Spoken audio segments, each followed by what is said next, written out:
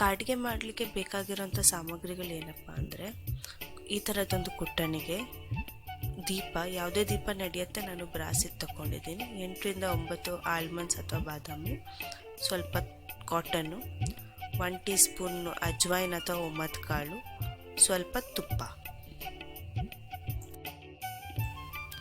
ಮೊದಲಿಗೆ ಬಾದಾಮಿನ ಕುಟ್ಟಣಿಗೆ ಹಾಕಿ ಈ ಥರ ಕ್ರಷ್ ಮಾಡಿಕೊಳ್ಬೇಕು.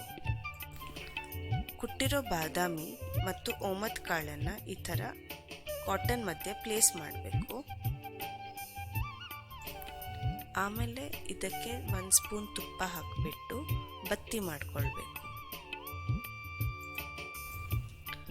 ಬತ್ತಿ ಮಾಡಿದ ಮೇಲೆ ಈ ಥರ ಇನ್ನೊಂದು ಸ್ಪೂನ್ ತುಪ್ಪ ಹಾಕ್ಕೊಳ್ಬೇಕು. 2 ದೊಡ್ಡ ಬೋಲ್ಗಳ ಮಧ್ಯೆ ನಮ್ಮ ಹಣತನ್ನು ಇಟ್ಟುಬಿಟ್ಟು ನಾವು ಬತ್ತಿ ಹಚ್ಚಬೇಕು.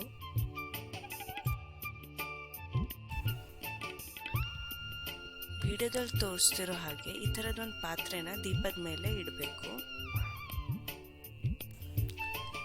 ದೀಪ ಆರೋಗಿ ಪಾತ್ರೆ ತಣ್ಣಗಾದ ಮೇಲೆ ನೋಡಿ, ನಮ್ಮ ಕಾಡಿಗೆದು ಪೌಡರ್ ರೆಡಿ ಆಗಿದೆ.